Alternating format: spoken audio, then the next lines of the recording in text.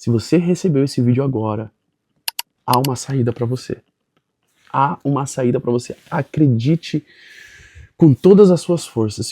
Olá, eu quero a sua atenção dentro desses minutos que você vai passar aqui e eu quero fazer valer a pena esse tempo.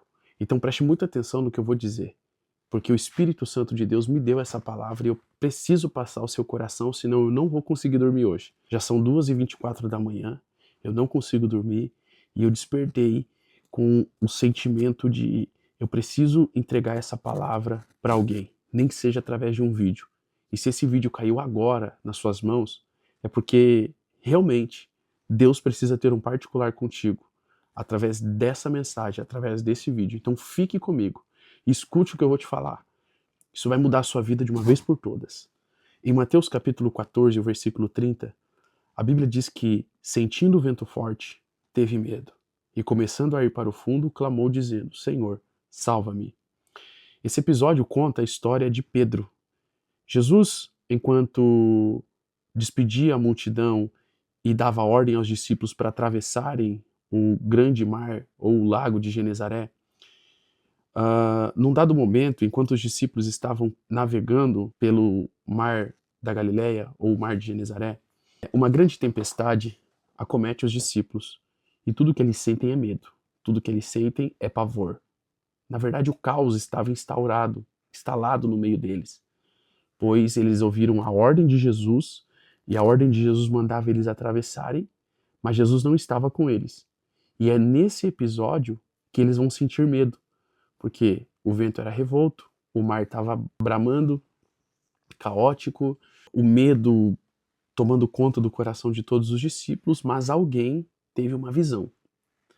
Pedro olha e vê alguém se aproximando do barco. Esse alguém é Jesus. Mas na mente, no coração dos discípulos, era o medo quem dominava. E o medo dominando foi a causa deles identificarem aquela movimentação de alguém e gritarem com medo achando que era um fantasma. Porque a visão turva dos discípulos, a visão dominada pelo medo, não conseguia ver Jesus. Tudo que eles viam era um fantasma. E por essa razão, eles gritavam, desesperados: é um fantasma, vamos morrer, é um fantasma, vamos morrer. Mas o texto diz que quando Pedro identifica aquela pessoa vindo em direção ao barco, ele diz: Senhor, se é o Senhor, manda-me ir ter contigo. Jesus dá uma ordem aos discípulos dizendo: coragem, não tenham medo, sou eu. Quando Pedro identifica isso, imediatamente ele sai de dentro do barco e começa a caminhar sobre as águas. Enquanto a visão de Pedro ela está fixa em Jesus, Pedro anda sobre as águas. Mas quando Pedro tira os olhos de Jesus e começa a identificar a água se movimentando, o vento batendo e o desespero no coração de todos aqueles que estavam com ele, ele afunda. E a Bíblia diz no versículo 30 que, sentindo um vento forte, teve medo. Porque esta é a função do vento forte, é dar medo, é colocar medo em nós. E ele, começando a se afundar, olhando para o vento, ele grita pedindo socorro ao Senhor, porque ele sabe que o socorro só poderia vir do Senhor. Tem circunstâncias da nossa vida que o socorro não vai vir de outras pessoas, ela só vai vir do Senhor. Por que eu estou dizendo isso? Porque às vezes nós obedecemos à voz de Deus, nós fazemos o que Deus manda, mas tudo o que acontece é o vento contrário, é as dificuldades, é as tormentas, é os problemas, e a gente até se desespera com medo, achando que Deus nos abandonou, que Deus nos esqueceu. Mas na verdade, Deus está apenas treinando a sua visão para que os seus olhos não olhem ao redor e olhem única e exclusivamente em Jesus.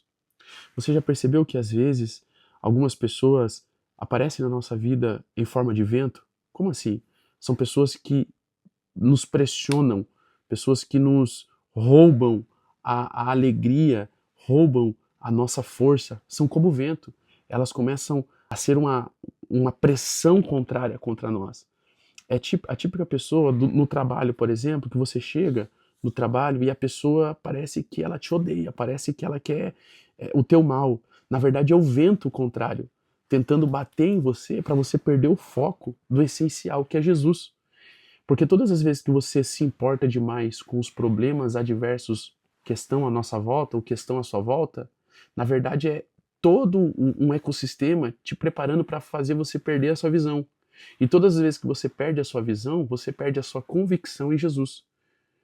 Por exemplo, uma pessoa acredita que tem uma promessa muito grande, mas ela começa a ver tanta gente contribuindo para que ela seja prejudicada. Às vezes a gente acaba perdendo até a nossa convicção. Será que foi realmente Deus que falou? Deus falou para mim que eu vou viver tal situação, tal coisa, mas tudo que acontece à minha volta é contraditório àquilo que Deus disse ao meu respeito.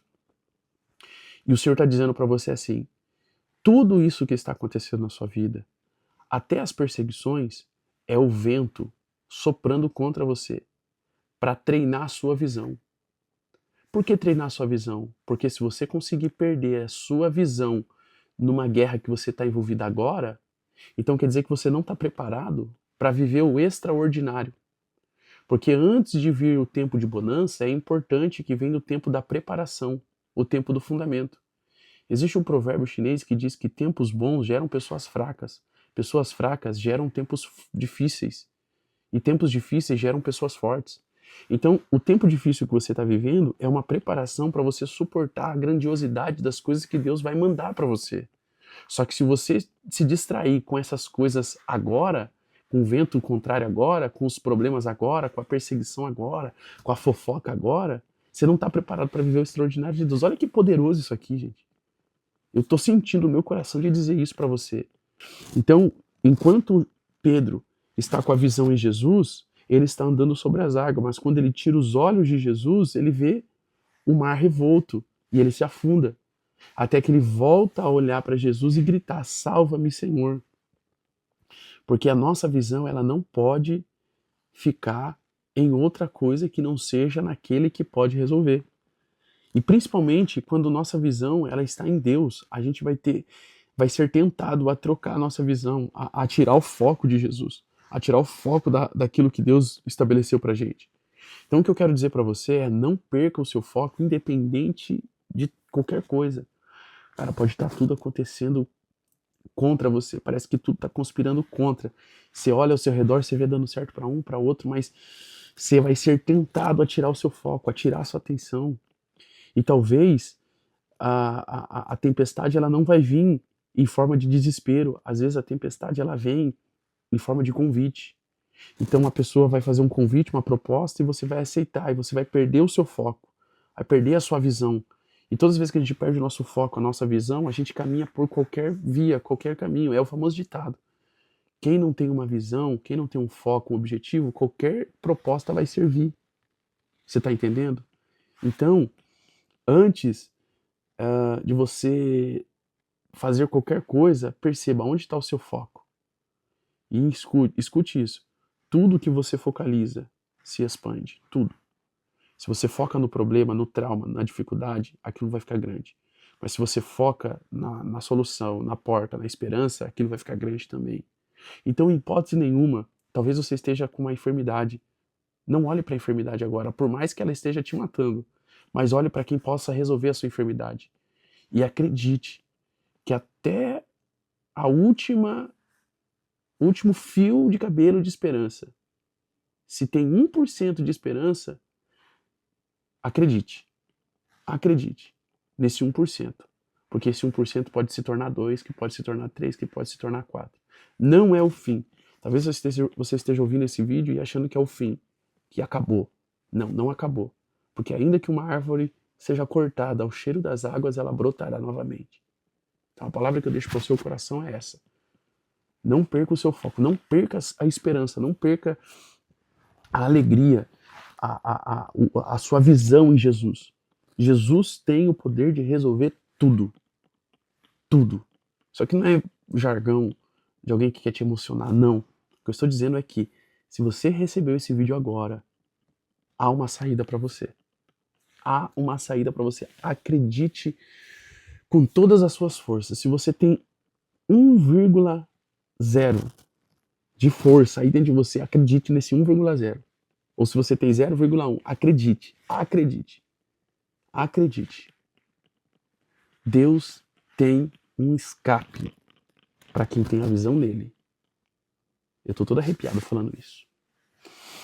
Eu quero orar por você antes de encerrar esse vídeo e dizer para você que, ainda que tudo esteja desmoronando, se Deus estiver com você e se a sua visão estiver em Deus, você vai encontrar um caminho, uma saída. Pai, eu oro por esta pessoa no nome de Jesus.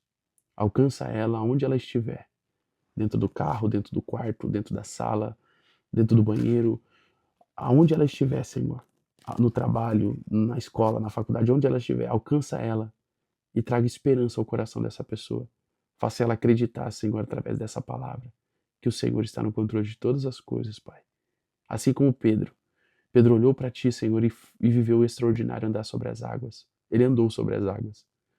Assim como Pedro enxergou o Senhor, Pai, no meio da tempestade, faça essa pessoa enxergar o Senhor. Mesmo que essa pessoa esteja quase afundando, mas se ela estiver com os olhos no Senhor, Pai, ela vai viver o extraordinário. Em nome de Jesus. Amém. Receba essa palavra.